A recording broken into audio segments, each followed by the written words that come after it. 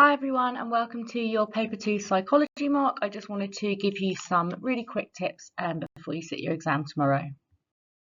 So first thing is just a quick overview of the exam paper. It's 1 hour and 20 minutes and it's really important that you keep an eye on the time.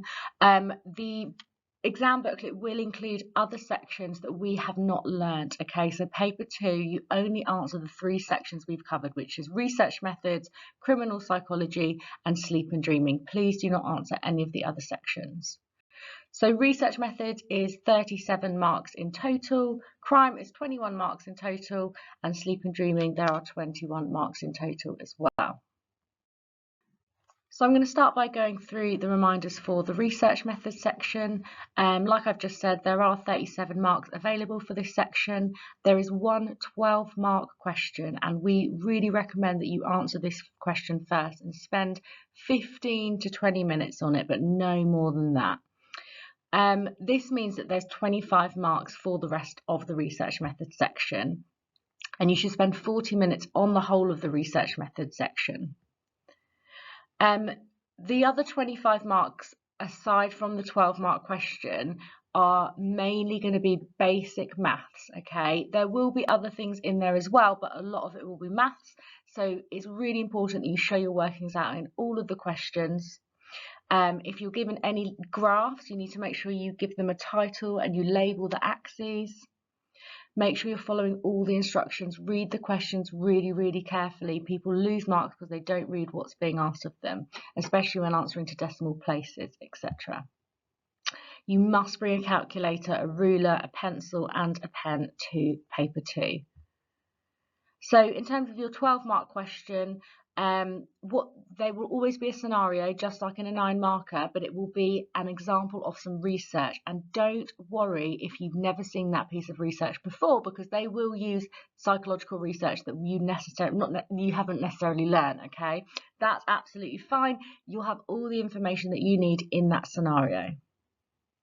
So it's the same structure as a 9-marker. In your AO1 paragraph, what you need to do is you need to look at the research method that they're talking about and explain that research method in depth.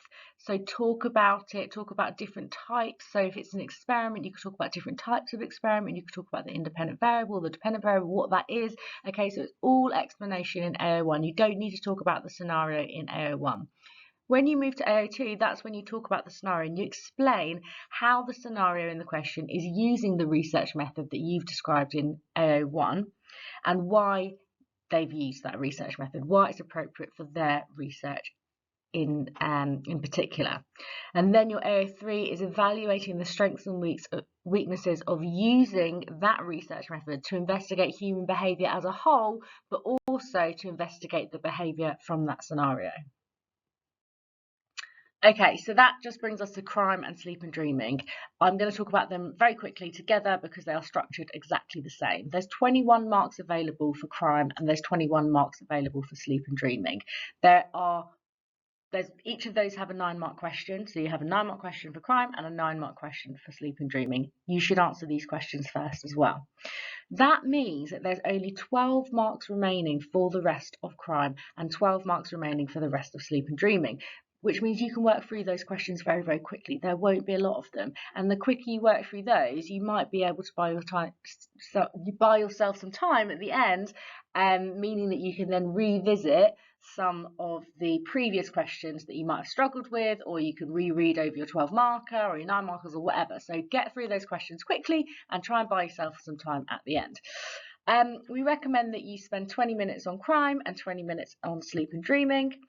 You must refer to theories and studies if they ask you to. So if there's a 2-marker and it's got a scenario and it says explain this scenario using CEIF's research or something like that, you must make sure you actually refer to CEIF's findings or conclusion. Okay, and then of course link it back to that scenario and be really specific about the scenario as well. Don't just use the name of the person, actually be explicit to what they're doing, what they're experiencing. Okay, so be really, really specific. When you're given conclusion questions, you must refer to the numbers in the data. Please do that to get you the full marks. When you're evaluating studies, you must refer to GRAVE. When you're evaluating theories, think about whether there's any research to support that theory, if the theory is reductionist or holistic, if there's any practical applications that come from it, is it deterministic, etc. With your 9 markers, make sure you remember to do AO1, which is explaining all the key terms and the theory. AO2 is using those key terms and theories to explain the scenario in the question. And AO3 is what are the strengths and weaknesses of using that theory or study to explain that scenario in the section. We recommend that you spend 10 minutes on each 9 marker. Again, that's not a lot of time, okay? But you can definitely do this. You've got all the knowledge that you need. Okay, so work through those 9 markers as quickly as you can. Okay, so that is it for paper 2. Good luck. You've got this. You have everything that you need. And yeah, just go in there and write, and don't stop writing, because we know that the time is very, very tight in psychology exams. Good luck.